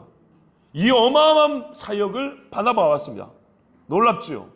10몇 년 동안 침묵하고 구제하고 또한 바울을 사도들에게 데려와서 변호해 주었던 그 모든 것들이 토대가 되어서 바나바 같은 사람이면 충분히 우리가 믿음하다 이렇게 된 겁니다. 교회에서 일꾼들을 세우고 파송할 때 어떻게 되냐면 오랫동안 지켜봐야 됩니다. 오랫동안 지켜보고 그가 우리에게 신앙과 양심에 있어서 생활에 있어서 사도에 버금가다라고 하는 그런 판단이 들 때야 이렇게 파송을 하는 겁니다. 아니 본인은 좀 달라. 그죠? 올 때부터 너무 잘나가지고 나는 아무 말도 안 했는데 김자호 전사님이 선교사 가정이 왔습니다 막 그래가지고 나보다 앞서가는데 나는 나중에 얘기하려 하는데 너무 앞서가셨어 그때. 하여튼 그 뒤로 뭐 우리에게는 기정사실화 되어버렸는데 좋습니다. 나중에 저 친구가 교회를 세우면은 우리 중에 누구를 보내야 되냐? 바나바를 보낼 겁니다. 그때 과연 저 교회가 진짜냐 가짜냐 이거를 바로 보러 누가 할 것이냐? 우리 가운데 10년 이상 묵은 사람, 묵은 사람이 가서 확인하고 옵니다. 윤미야, 네 보낼 것 같지? 비행기표 딱 끊어주고 너 갔다 와 했더니 근데 이제 문제는 뭐냐? 바나바가 거기 가서 안 옵니다. 그러면은 대신 누구 보내야 될까? 좀 오래 묵은 형균이를 보내야겠다. 지금 먹을 것도 좀 싸가지고 네가 그러자. 자, 남의 자식 아니고 제 자식을 보내도록 하겠습니다. 자, 바나바가 이 베드로의 고넬료 집 전도와 세례 주었다는 이야기를 들었습니다. 왜냐하면 베드로에서 말씀드렸기 때문에 바나바가요 이방인 선교를 베드로가 하여온 것을 다 듣고 배웠어요. 그리고 이방인 선교에 눈을 떴을 겁니다. 열심히 배운 사람이니까. 복음 증거의 황금사슬을 보세요. 앞에 생략이 없어요. 전제 사건이 없이 후에 사건이 없어요. 베드로가 이방인 사회라고 그 결과들을 보고할 때 바나바는 거기서 항상 솔로몬의 것을 발췌하면서 열심히 마리아 같이 열심히 들은 제자이기 때문에 이 사람은 경험도 많고 교회가 먼저도 하고 그러니까 교회가 처음 세워질 때부터 있었기 때문에 이게 진짜 교회인지 가짜 교회인지 보면 알아요. 그리고 이방인이죠. 이방인 이야기는 베드로한테 또 배웠어요. 그러니까 진짜 교회가 되려면 이방인들 모임에 무엇이 있어야 되고 어떤 증거가 되는지 이걸 알아요. 그래서 바나바를 보낸 거예요. 하나도 이게 톱니바퀴가 안 맞는 게 없어요. 자, 13년입니다. 13년. 바나바는 안디옥 교회 신앙을 확인하고 잘못이 있을 경우에 문제는 훈육까지 해야 된다는 겁니다. 사도의 역할을 감당해야 된다는 겁니다. 잘하면 그대로 돌아오면 되는데 잘못하면 본인이 베드로한테 배운 거 거기서 가르치고 와야 됩니다. 엄청난 부담을 가지고 출동을 했습니다. 그가 이르러 하나님의 은혜를 보고 기뻐하여 딱 보면 알죠. 그건 뭐 오래 있어봐야 아나요? 딱 보면 알지. 모든 사람에게 굳건한 마음으로 주와 함께 머물러 있으라고 원하니 바나바는 착한 사람이요 성령과 믿음이 충만한 사람. 그러니까는 의심하지 마라 그 말이에요. 이에 큰 무리가 죽게 도와야지더라. 뭐 안디옥 교회를 자기 걸로 만들라고 했던 것도 아니고 그 성령과 믿음이 없어가지고 그냥 아무렇게나 편하게 별일 없을지다 이렇게 말하려고 한 것도 아니었다는 거예요. 자, 그런데 문제는 이거 있습니다. 보고를 해야 되겠죠. 보고를 해야 되는데 안 가요. 안 가. 이게 문제입니다. 바나바가 갈등을 한 겁니다. 보니까 이 사람들 얘기를 안디옥 교회 얘기를 예루살렘에 해주긴 해야 되는데 물론 편지를 보낼 수도 있지만은 가서 직접 보고를 했는데 안 한 이유가 그것보다는 여기서 더 머물러서 가르쳐야 되는 것이 더 중요하다는 깨달은 거예요. 자, 여기서 독립적 사역이 시작됩니다. 지금까지는 사도에서 배우고 사도가 시키는 대로 했어요. 굳이 하는 것은 자기가 알아서 할 수 있지만 영혼을 양육하는 다른 겁니다. 근데 여기서 바울이 성령의 감동을 받아서 독립적으로 판단을 내리고 안디옥 교회를 양육해야 했다고 결정을 내려버립니다. 그런데 안디옥 교회는 이방인 세운 교회죠. 본인도 출신이 뭡니까? 구부러지 않습니까? 여기 이방인 지역입니다. 그렇기 때문에 헬라말을 쓸 줄 알지만 이방인 선교사에게 큰 뜻을 품고 있다. 믿자마자 자기가 원래 지식이 많기 때문에 원래 말씀이 풍성하기 때문에 바로 아라비아로 간 사람 유명한 사람 있죠. 사울이라고 일단 부르겠습니다. 이 사울이 동역하면 좋겠다고 사도들이 동역한 거 봤거든요. 자기의 능력을 안 겁니다. 나 혼자서 이거 감당 못한다. 1000명, 2000명이 돼버리는 벌써. 나 혼자 감당 못하고 이 헬라 사람들에게는 무엇이면 율법주의로 돌아가는 것이 아니고 구약을 가지고 예수님을 가르쳐줘야 되는 거예요. 성경의 기초부터 차근차근 가르쳐. 왜? 교회가 어떻게 세운지 배웠거든요. 유대인인데도 10몇 년씩 가르쳤다고요. 8년이 되었을 때 성령이 다른데 보냈다고. 그러면 안디옥 사람이 나중에 여기 이방인 선교의 전초 기자가 돼야 되죠. 이 사람들이 몇 년 훈련 받아야 될까요? 10년이든 몇 년이든 하여튼 간에 하루아침에 되는 일이 아니죠. 요 사람들을 본인이 훈련을 받아보니까 훈련을 시킬 만한 사람이 필요하다는 걸 안 거예요. 그래서 배움이 필요한 거예요. 자기가 배워본 적이 있어야 배움이 필요하고 훈련이 필요한 걸 안 거예요. 자기가 교회를 세우고 교회 생활을 해봐야 교회를 세울 줄 아는 것이에요. 자, 그래서 여러분, 우리 선교단에서 훈련하는 분들도 항상 어디 중심? 교회 중심. 오케이, 좋아요. 성이 아주 편한데? 교회? 아주 편한데? 교회가 편하죠. 자, 여기서 이래가지고 여기서 어디로 가요? 육로로 가도 되고 배 타고 가도 되고 다소 갑니다. 다소에서 걸어서 한 5일 걸립니다. 이렇게. 여기 가가지고 다소에서 바울을 찾는데 어떻게 찾았을까요? 고향에서 들은 게 있거든요. 바울이 원래 직업이 뭡니까? 천막 꽂힌 사람이죠. 요 동네 다소해가 그게 유명해요. 예, 이 지역이 그걸로 유명해가지고 바울이 그걸 배워가지고 예루살렘에서 유학할 때도 학비 벌어야 될 거 아니에요? 생활비 벌어야 될 거 아니에요? 그래서 천막 꽂히는 게 전문가라는 걸 알았어요. 그 유대인들은 지금도 그렇지만 항상 정말 열심히 치밀하게 하죠. 자기 직업에 있어서는. 그래서 바나바도 천막 꽂힌 사람입니다.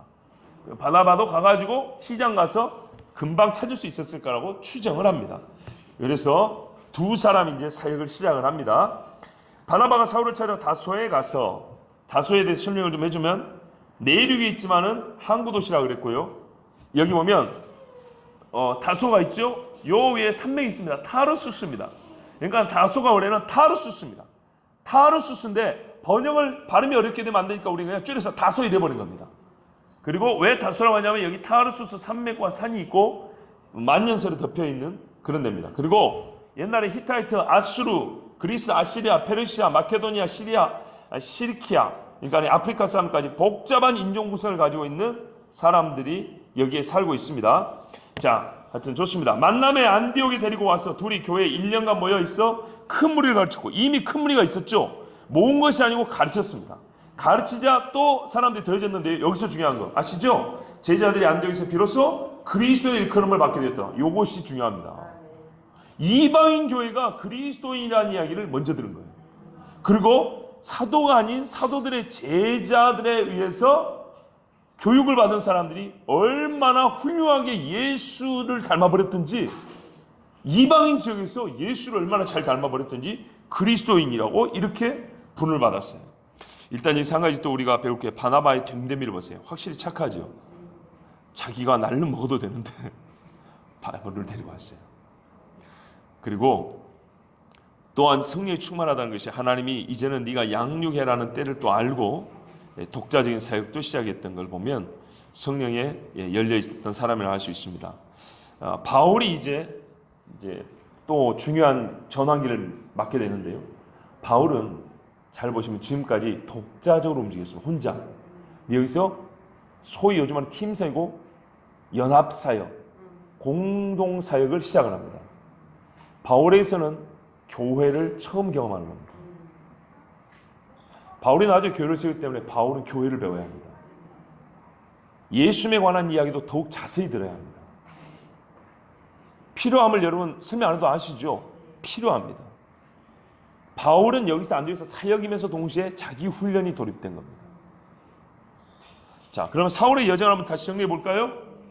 예루살렘에서, 다메섹으로 가던 길, 다메섹에서 어떻게 해요? 아라비아로, 다메섹으로 도망가서 예루살렘으로, 가이사랴에서 고향 다소로 갔다가 여기 있는 중에 시간이 좀 흘렀어요.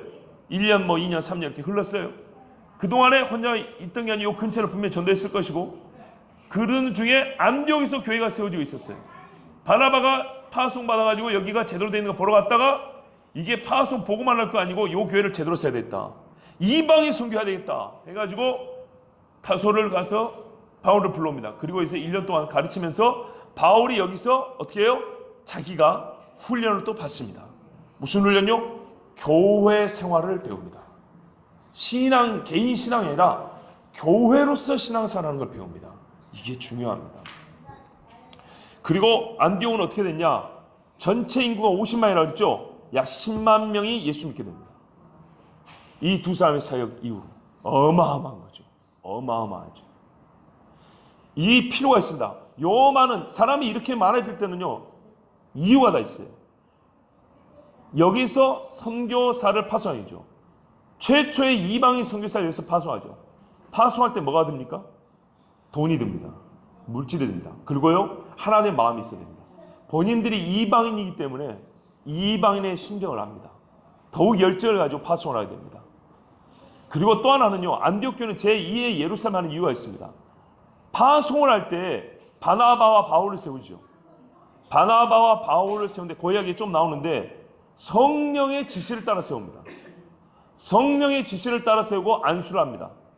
그리고 그 뒤로는 사도행전을 보면은 누가는 뭐라고 기록하냐면 두 사도 이렇게 기록을 합니다. 예수님이 직접 부른 사람이 사도입니다. 아까 사도의 기준을 봤죠. 근데 성령이 사도를 임명을 합니다. 그래서 또 다른 보혜사예요. 성령께서 이렇게 표현하면 좀 신학적으로 놀라야 되려나? 우리 삼일체 신앙 다 알고 있으니까요. 그거를 전제하고 성령이 독자적으로 두 사람을 사도로 세워버립니다. 세대주의자 아닙니다. 지금은 성령 시대. 네, 지금 라디오 시대가 아니에요. 좋아요. 이렇게 한번 웃어주는 거 좋아요. 네, 전혀 저하고 안 어울리는 개그죠. 그러니까 한번 웃어주셨죠. 자, 다시 성경 보겠습니다. 그때 선지자들이 예루살렘에서 안디옥에 이르니, 이게 중요합니다. 자, 우리가 처음에 예루살렘 교회에 사도만 있었어요. 사도에서 배우는 제자들이 있었죠. 그리고 복음을 전하는 전도자가 있었죠. 이제 선지자라고 부르는 예언자라고 부르는 사람들이 생겼어요. 직분이요, 사람들이 만들자고 만든 게 아니라 자연스럽게 은사에 따라 그 일을 전담하는 사람들이 생기면서 그 사람들 부르는 호칭이 생겨서 이렇게 직분이 생깁니다. 자, 선지자들이 예루살렘에서 안디옥에 이르렀습니다. 예언자로 부른 사람들이다. 물론 미래의 일을 말하지만은 그때마다 하나님의 뜻을 전해주는 그런 사람들입니다. 어쨌든 간에 예언을 하는 일이 주 사역입니다. 이 사람들이 이르렀는데 그 중에 아가보라는 사람이 나옵니다. 이 아가보 기억하세요? 이 사람은 참 뭐랄까요? 베일에 쌓인 인물이랄까요? 바울 사회 초창기 한번 나타났다가 끄트머리에 예루살렘으로 잡혀갈 때 한번 또 나옵니다. 예, 에베소까지 찾아와요. 자, 이 아가보라는 사람이 있었는데 이 사람이 그 중에 아가보라 하는 한 사람이 일어나 성령으로 말하되 천하에 큰 흉년이 들리라 하더니 글라우디오 때에 그렇게 되니라. 요 말의 뉘앙스를 보시면 당장 흉년이 든 건 아니었다는 얘기입니다. 그러나 예언이 참이었기 때문에 몇 년 후에 흉년이 든 겁니다. 글라우디오. 왜 이렇게 말하냐? 처음에 이 복음을 전할 때 황제는 누구였냐면요, 보세요. 예수님이 태어날 때 황제는 티베리우스 황제입니다. 그 다음에 티베리우스 황제가 죽고 나서 총독으로 그렇죠. 그 다음에 티베리우스 다음에 칼리굴라라는 왕입니다. 잘 모르시죠? 괜찮습니다. 그 다음에 클라우디우스 황제입니다. 이 클라우디우스 황제가 사도 바울의 사역 때 거의 줄곧 말년에 네로 황제고요. 다음이 네로인데 줄곧 이 로마 세계를 지배한 사람이 클라우디우스입니다. 이 사람이 AD 49년에 몇 년 있다가 유대인들은 로마 지역에서 다 나가! 이 덕에 고린도에 와 있던 로마에서 추방대원인 브리스길라와 아굴라가 고린도에서 바울을 만납니다. 그리고 고린도에서 바울을 만났기 때문에 바울의 사역이 또 넓혀집니다. 생각지도 못한 일이 벌어집니다. 엄청난 일이 벌어집니다. 그거는 내일 또 듣겠죠. 자, 클라우디오 때 칼리굴라가 죽고 클라우디오 때 그렇게 되니라. 성령으로 말미암아 예언해서 이렇게 됐는데요. 요 예를 듣고 안디옥 교회가 재정을 모았을 거라고 생각합니다. 당장 불가능해요. 왜요? 온 천하에 흉년이 있는데 안디옥에는 안 들었을까요? 옛날에 애굽에도 흉년 들고 가나안에도 흉년 들었죠. 창세기 보면. 근데 안디옥에도 흉년이 들었는데 안디옥 사람들이 보면은 예루살렘에 도와줍니다. 예루살렘을 도와주려면은 자기들은 지금 당장 흉년인데요. 풍년일 때 모아놨어야 되는 겁니다. 요만큼 지혜가 자란 겁니다. 근데 왜 이 아가보가 예루살렘 출신 그 제자들 배운 사람이니까 예루살렘에 가가지고 선생님들 흉년 들 겁니다. 미리 준비하십시오. 이 말을 왜 안 해줬을까요? 해줄 수 있잖아요. 근데 그렇게 말 안 하고 굳이 안디옥까지 하고 이방인들 가르쳐줍니다. 다 하나님의 섭리가 있지 않겠습니까? 아직까지 공식적인 보고가 안 들어갔어요. 예루살렘에. 안디옥 교회 보고가. 소문만 있지. 공식이라는 것은 공식력 있는 대표성 있는 사람이 말해 주는 거예요. 그렇죠? 자, 요렇게 됐을 때 안디옥 교회가 재정과 공문을 모아가지고 예루살렘으로 그걸 보내주면 예루살렘 교회가 안디옥 교회 고마운 마음도 갖겠죠. 그때 바나바가 가면 그 말에 신빙성이 더해지겠죠. 하나님의 섭리 이렇게 놀랍습니다. 자, 제자들이 각각 그 힘대로 유대에 사는 형제들에게 부조를 보내기로 작정하고, 로마서에 그랬죠. 너희가 영의 것을 얻었으면 육의 것으로 갚을 줄 알아야 된다고. 자, 영적인 것을 얻어보니까 안디옥 사람들이 너무 큰 거예요. 진짜로 너무 귀해서. 이 초창기 예루살렘 교회도 그랬죠. 서로 팔아서 나눴다 그랬죠. 안디옥 교회 사람들도요, 자기들끼리도 가난한 사람이 얼마나 많은데, 그 화려한 건물 뒤편에는 전부 다 판자촌이 있는 거 아니겠습니까? 어딜 가나. 그런데도 불구하고 자기들끼리 구제를 잘했지만은 예루살렘에 있는 사람들을 도와주려고 했어요. 왜? 영적인 것을 받았기 때문에. 그런데 여기 보세요. 30절. 이를 실행하여 바나바와 사울의 손으로 장로들에게 보내니라. 아하, 이때쯤 되면은 예루살렘 교회는 또 직분자가 생겼어요. 어떤 직분자가 생겼죠? 장로라는 직분이 생깁니다. 이야, 쉽고 재밌네. 자, 그러면 이 장로라는 분들은 어떻게 생겼을까요? 교회 안에 예수님이 장로 세워라, 집사 세워라 이런 말 하나도 안 했어요. 그냥 사도만 세우고 갔어요. 이거는 교회 사역을 위하여 필요해야 세워진다. 장로라는 제도는 유대 전통의 장로가 있죠. 그거를 그대로 빌려온 겁니다. 아시겠죠? 옛날에 그들은 조직을 위해서, 조직. 그러니까 어떤 의미냐면 엄밀히 말하면 목양적 차원이라기보다는 행정을 위해서 세워진 사람들이었습니다. 그 각 족속의 장로들과 우두머리들 이렇게 얘기하죠. 그 사람들이 말하면 그 사람들이 보내고 또 그 사람들이 판단하고 이렇게 돼 있죠. 그러니까 사도들이 말씀을 전하고 하는데 그 외에 많은 제반 사항들이 있어요. 그래서 누군가 직분자가 필요한데 하고 보니까 유대 전통에 아주 좋은 제도가 있는 거예요. 그래서 이 유대 출신의 사도들이 장로직을 이제 세웁니다. 그리고 이 직분은 어떻게 해야 되는지에 대해서 바울도 배웁니다. 배워가지고 이방인 교회에서도 세우잖아요. 그죠? 이방인 교회에서 세웁니다. 디모데를 보고도 세우라 이렇게 말합니다. 장로 또는 감독이라고 말을 하죠. 자, 이래서 우리는 예루살렘 교회가 그래도 이방인 안디옥 교회라는 조직에 의해서 그 체계가 한 걸음 앞서 세워져 가고 있다는 걸 알게 됩니다. 또 중요한 게 장로들이 무슨 일을 하는가를 여기서 바로 볼 수 있습니다. 부조를 받는 게 사도가 받는 게 아닙니다. 장로가 받아 이렇게 되어 있습니다. 사도들은 뭐예요? 말씀과 기도에 전무하리라 이렇게 되어 있죠. 그게 벌써 거의 한 10년 가까이 전 이야기인데 계속 그러고 있습니다. 무슨 말이냐? 잘 보세요. 한 8년쯤 되었을 때 핍박이 있었죠. 흩어졌죠. 흩어진 사람들이 구레네로 가고 구브로로 가고 막 이렇게 돼 있었죠. 그리고 유대 땅으로 막 흩어 들어갔죠. 그리고 사도들도 막 거기 같이 따라다니면서 이제 막 안수 주고 성령 받게 하고 교회 막 든든하고 왔지 않습니까? 그런데 왕이 바뀌면서 이게 좀 약화가 됐어요. 예. 좀 약화가 돼가지고 이스라엘의 그 유대인 출신의 기독교인이 다시 모여들었어요. 그래서 예루살렘 교회가 다시 왕성이 됐어요. 아시겠죠? 그런데 이미 유대 땅에 교회는 많이 세워졌죠. 그러니까 사도들이 계속 순회를 해야 돼요. 그러면 예루살렘 안에 있는 제자들을 누가 돌볼 것이며 구제도 해야 되고 교회를 소위 요즘 말로 하면은 관리한다는 말 자체 정말 안 좋아하는데 그냥 의사소통의 편의를 위해서 교회 관리를 누가 할 거예요. 그래서 세워진 분들, 이 교회를 운영하기 위해서 세워진 분들이 장로라는 분들이었어요. 그러니까 부조를 가지고 먹을 것과 돈을 가지고 온 사람들이 바나바와 바울이 선교복을 해야 되는데 사도에게 먼저 가지 않냐고 이 부조는 장로라고 부르는 분들에게 줬다는 거예요. 우리가 그래서 교회에서 직분과 역할을 배우는 겁니다. 자, 그러면은 이때 바울이 회심 후 몇 번째 예루살렘 방문일까요? 세 번째요? 자, 손 들고 얘기해 주세요. 몇 조? 4조. 4조. 머릿속에 얘기해서 50점 추가. 두 번째입니다. 두 번째 예루살렘 방문입니다. 그리고 이걸 알아야 됩니다. 교회가 세워진 다음에 장로라는 직함이 나온 게 약 14년 후입니다. 무슨 말인지 아시겠죠? 갈수록 무거운 직분자들은, 그 무게가 더 나가는 직분자들은 시간이 더 필요합니다.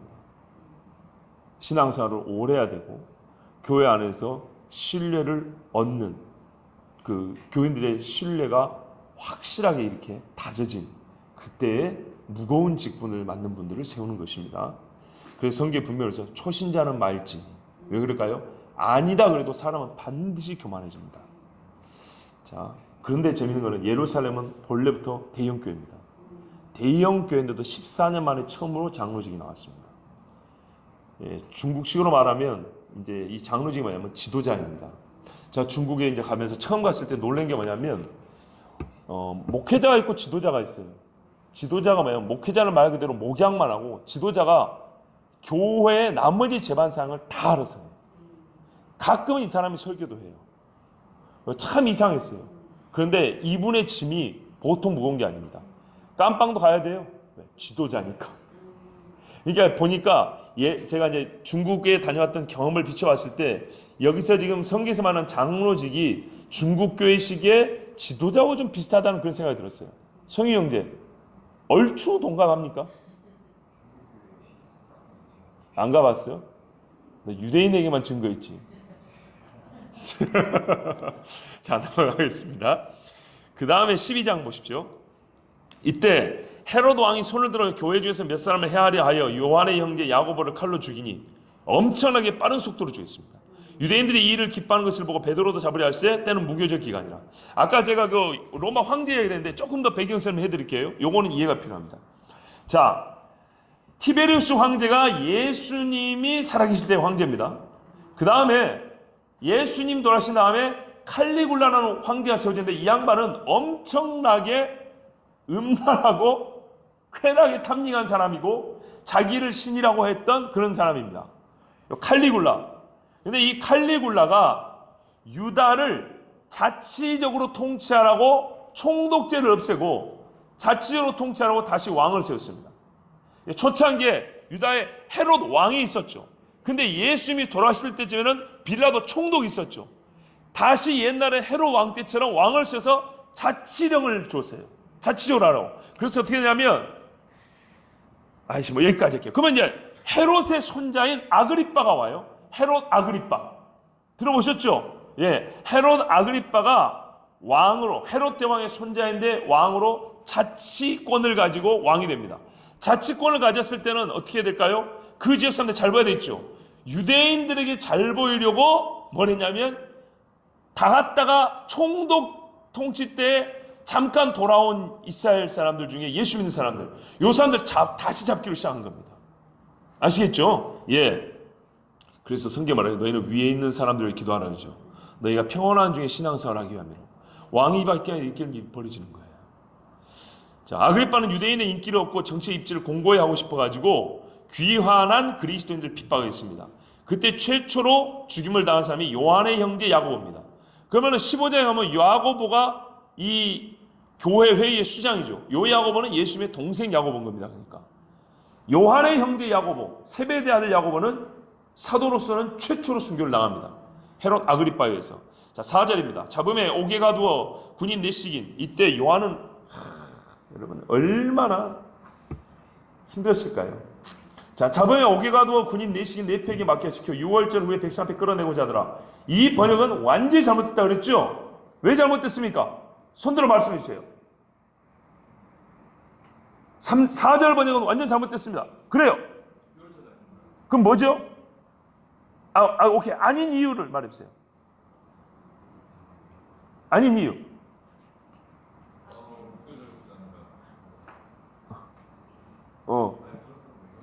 그렇죠. 일단 30점 추가. 자, 또 대답해 보실 분. 그렇죠. 그렇죠. 6월절은 무교절보다 앞서죠. 6월절 하루 있고 그 뒤부터 무교절이죠. 근데 무교절 기간에 잡았는데 어떻게 6월절이 지난 다음에서야 끊을 수 있겠습니까? 유월절이 무교절보다 앞인데 거꾸로 해놨죠. 성경 번역이 완전 틀렸습니다. 유월절이 아니고요, 동방 종교에 따라서 이스터입니다. 이스터. 이방을 숭배했던 사람들은 춘분 후 첫 번째 보름달 춘분 후 첫 번째 보름달이 지난 토요일, 뭐 주일 이렇게 얘기하죠. 이게 이스터라고 하는 절기입니다. 그런데 요즘에 우리가 이스터를 부활절이라고 말하죠. 그러니까 우리는 달신 숭배하고 있는 겁니다. 우리가 지키는 부활절이라는 날은 사실은 이 동방 종교의 이스터를 따른 것이고 성경을 따른 것이 아닙니다. 그래서 실제로 영어로도 부활절을 뭐라고 이스터라고 하죠. 이게 이스터를 따른 겁니다. 부활이 아니고. 완전 틀렸습니다. 자, 무교절 기간이 지나고 유월절은 무교절보다 앞입니다. 유월절 후가 아니라 이스터 후에 백성 앞에 끌어내고자 하더라.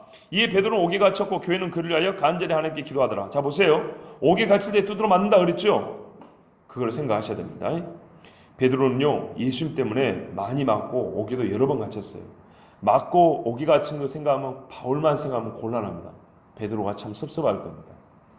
자, 바나바와 바울의 방문에 신경을 쓸 겨를이 없었어요. 이런 형편에 바나바와 바울이 온 거예요. 뭡니까? 기근이 있어가지고 정말로 먹고 살기 힘든 때였고 핍박이 있었어요. 예루살렘 교회가 세워진 이래로 최악의 시기를 보내고 있었어요. 야고보 사도까지 죽임을 당했어요. 그리고 이제는 왕이 왕권을 가지고, 보세요, 쟤네는 대제사장 내지 이 사람 돌로 쳐 죽이잖아요. 그 정도 아니고 정치력과 공권력을 가진 사람이 그 공권력을 가지고 교회를 없애버리고 작정을 했단 말이에요. 그래서 빠른 시간 내에 사도들 중에 야고보를 잡아서 즉시로 목을 쳐버렸어요. 자, 그러니까 다른 제자들과 사도들이 얼마나 두렵겠습니까? 거기다가 베드로 선생님까지, 제1번 베드로 선생님까지 또 오게 가둬놓고 죽일 날을 받아놨어요. 이럴 때 바나바와 바울이 왔어요. 돈 가지고 왔어. 그러니까 사람들이 바나바 안디옥 교회 어떠디 물어볼 겨를이 없었어요. 이렇게 된 겁니다. 예. 자, 5절 보십시오. 이에 베드로는 옥에 갇혔고 교회는 그를 위하여 간절히 하나님께 기도하더라. 이때 교회의 기도, 그를 위하여 기도하더라. 베드로, 여러분 같으면 어떻게 기도하셨어요? 만약에 제가 이렇게 갇혔으면 여러분 어떻게 기도하실게요? 어떻게 기도하시겠어요? 얘기해 보세요. 한번 듣고나 가게. 뭔 기도하는지 어떻게 기도하시랍니까? 빨리 나오게 해달라고요. 또요. 머리카락 하나 상치 않게 빨리. 이게 양심된 기도죠. 순교도 좋지만 이왕이면 삶은 더 좋죠. 자, 근데요, 순교 신앙도 없는 주제에 제가 정말로 가볍고 하나님의 종들의 이 수고를 우습게 말하는 신학자의 설명을 들었어요. 교사대학을 한다고 어느 교회에 신학 교수 출신 목사가 와가지고 이 부분을 설명을 했어요. 가르쳤어요, 교사들한테. 근데 뭐라냐면, 우리 수준처럼 이 신자들이 베드로를 하나님 추록시켜달라고 기도했겠어요? 순교를 감당하게 해주시면 기도했지? 그러면서 웃음을 머금고 얘기하더라고요. 신심이 깊지도 않은 사람이 꽤나 고상한 척 교회가 베드로의 무사석방을 위해서 기도했을까요? 그들이 그렇게 작은 신앙인들이었을까요? 우리는 석방이 아닌 인내를 위하여 기도해야 합니다. 고 말하는데 비웃듯이 살살 웃어가면서 얘기했어요. 그분은 옛날에 제가 그분한테 헬라어를 배웠는데 근본주의자를 비웃었어요. 성경에 보면 뭐라 했어요? 네 눈이 범죄하면 눈을 빼버리고 천국 가는 게 낫고, 손이 범죄하면 손을 잘라버리고 지옥에 안 던져지는 게 낫다 그랬죠. 그러면은 성경대로 살 사람들, 근본주의자들은 손 잘라야지, 눈 빼야지, 막 이런 거예요. 여러분, 성경 좀 잘 보세요. 네 눈이 범죄하면 빼라 그랬지, 신앙생활 열심히만 빼랍니까? 제가 마태복음 강의할 때도 그런 제목으로 설교한 적 있어요. 근본주의자는 말씀을 너무 잘 지키니까 눈 뺄 일도 없고 손 자를 일도 없다. 네 같은 인간들은 눈을 빼고 천국 가야지. 이해되시죠? 성경은요, 신앙생활 열심히 하려면 눈 빼란 말이 아니에요. 죄를 범하여서 네가 구원을 못 받겠거든. 그 눈을 빼서라도 구원을 받아라, 이렇게 말하는 거예요. 근데 소위 여러분, 근본주의자라 부린 사람들이 신앙생활 열심히 한 사람들입니까? 열심히 안 한 사람들입니까? 지독히도 열심히 한 사람들 아닙니까? 그 사람들 미국에서도요, 그런 사람들 술 안 마십니다. 카드 놀이도 안 합니다. 어떤 사람들인데요? 그 사람들이 왜 손을 잘라요? 근데 그렇게 비웃었던 사람이 어느 교회 교사대에 와가지고 이렇게 말했어요. 여러분, 나도 그랬어요. 주님, 베드로를 무사히 돌려보내 주십시오. 나 같아도 그렇게 기도하겠어요. 그러나 이렇게 하겠어요. 그러나 주께서 그의 죽음을 통하여 영광을 받은 스데반처럼 말이죠. 그가 끝까지 인내할 수 있는 믿음을 주시옵소서. 그런데 양심적으로 첫 번째 기도는 다시 보게 해주시옵소서. 그런데 이 진지한 고민 놓고 고난 한번 받아보지도 못한 사람이 그렇게 가볍게 말할 때 화가 났어요. 근데 은사님이다 보니까 내가 뭘 말을 못하겠고, 여러분, 우리 좀 겸손해져야 될 것 같습니다. 겸손해져야 될 것이 아니고 진짜 겸손해야 됩니다. 신앙생활 이거는 현실입니다. 헤롯이 잡아내려고 하는 그 전날 밤에 베드로가 두 군인팀에서 두 쇠사슬에 뭔 흉악범이라고 쇠사슬을 2개나 묶어놨어요. 매어 누워 자는데 파수꾼들이 문 밖에서 옥을 지키더니 왜 그랬을까요? 예전에 한번 나간 적 있죠. 그리고 이번에 무조건 죽여야 되거든요. 헤롯이 자기의 정치적 입지를 공고해서 호련히 주의 사자 또 나타났어요. 이분은 맨날 와. 옥중에 광채가 빛나며 또 베드로의 옆구리를 쳐 깨워 이르되, 잠자고 있죠. 급히 일어나라 하니 쇠사슬이 그 손에서 벗어지더라. 천사 이르되 띠를 띠고 신을 신으라 하거든 베드로가 그대로 하니 천사가 또 이르되 겉옷을 입고 따라. 얼마나 정신을 못 찾으면 어린애처럼 하나하나 다 말을 해줘야 돼요. 베드로가 나와서 따라가서 천사가 하는 것이 생시인 줄 알지 못하고 환상을 보는가 하니라. 이에 첫째와 둘째 파수를 지나 시내를 통한 쇠문에 이르니 문이 저절로 열리는지라. 나와서 한 거리를 지나매 천사하고 떠나니라. 이에 베드로가 정신이 들어. 순식간에 이루어진 일입니다. 근데 여러분, 베드로가 어떻게 됐죠? 나왔죠. 저는 알겠어요. 성도들이 무슨 기도했는지 알겠어요. 여러분도 아시겠죠? 윙크 딱 하면 알겠는데. 정말 여러분, 신앙생활을 진짜 살갗으로 하지 않는 사람들이 그런 잘난 척하고 뻔질한 말을 하는 겁니다. 여러분 같으면 베드로 장례치고 싶으세요? 자, 이에 베드로가 정신이 들어 이르되 내가 이제야 참으로 주께서 그의 천사를 보내어 나를 헤롯의 손과 유대 백성의 모든 길에서 벗어나게 하신 줄 알겠노라 하여 깨닫고, 여기 나옵니다. 마가라는 요한의 어머니 마리아의 집에 가니. 마가 요한이죠. 마가 요한은 누굽니까? 바나바의 동생이죠. 근데 바나바는 이렇게 큰 아들이 없죠. 그러니까 요 마리아는 바나바의 누나. 바나바의 누나 집에서 첫 번째 교회가 시작됐던 거고, 거기에 어떻게 해요? 자주 형제들이 모였던 거예요. 가니 여러 사람이 거기에 모여 기도하고 있더라. 여기서 기도하고 있었던 거예요. 베드로가 대문을 두드린데, 우리도요 어느 집안 항상 기도하는 무리가 있고 어느 집안 항상 성경 공부하는 무리가 있고 이 됐으면 좋겠습니다.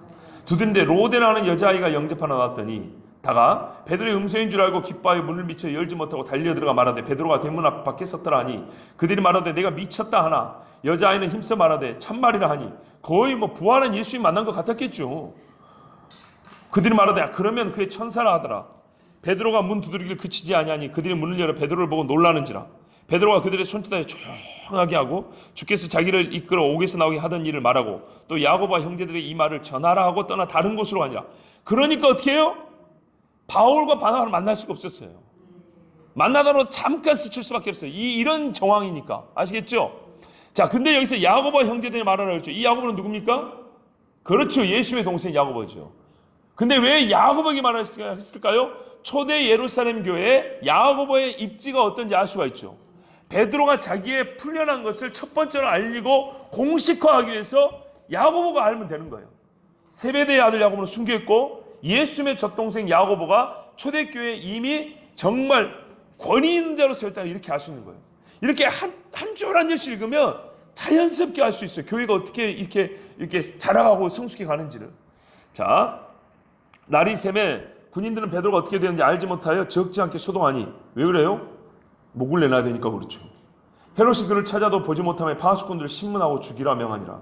헤롯이 유대를 떠나 가이사랴로 내려서 머무니라. 자, 헤롯 궁이 여기 가이사랴 여기에 군 주둔지가 있고요. 여기에서 주로 머물렀어요. 바닷가 별장 좋거든요.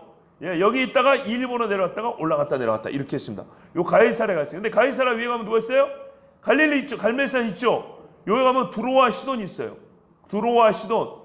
이세벨 고향인데 사마리아 이 갈릴리 위쪽에 있어가지고 뭡니까? 이방 땅 흑암에 있던 자들이 빛을 받았다. 이렇게 돼 있죠. 요 지역에 이 가이사랴에 있던 헤롯이 잠깐 방문을 합니다. 왜 방문을 하냐면 이 지역에 나는 산물로 두로와 시돈 사람들이 먹고 살아요. 그래서 헤롯 아그리빠가 자기의 공적을 나타내고 싶어서 사람들에게 치사를 받으려고 행차를 준비해 갑니다. 자, 20절입니다. 헤롯이 두로와 시돈 사람들을 대단히 노여워하니 그들의 지방이 왕국에서 나는 양식을 먹는 까닭에 한 마음으로 그에게 나와 왕의 침수 맡은 신하 블라스도를 설득하여 화목하기를 청하니라. 서로 간에 미워하는 시기 그런 사이였는데 왕의 침수 맡 헤롯 왕의 침수 맡은 자니까 신복이죠. 이 신복인 블라스도라는 사람을 설득해서 화목하기를 청했다는 거예요. 그래서 헤롯이 두로와 시돈 사람과 이참에 한번 화목해 볼까? 왜요? 많은 사람이 지지를 받으면 좋잖아요. 그래서 유세하러 두로로 올라갔습니다. 헤롯이 나를 택하여 왕복을 입고 단상에 앉아 백성이 연설하니 자기가 영광받기 좋은 날을 골랐어요.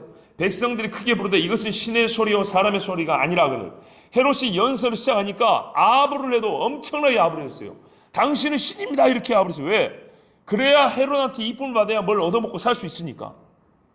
그때 헤롯이 영광을 하나님께로 돌리지 아니하므로 주의 사자고 친히 벌레에게 먹혀 죽으니라. 며칠간 앓고 죽습니다.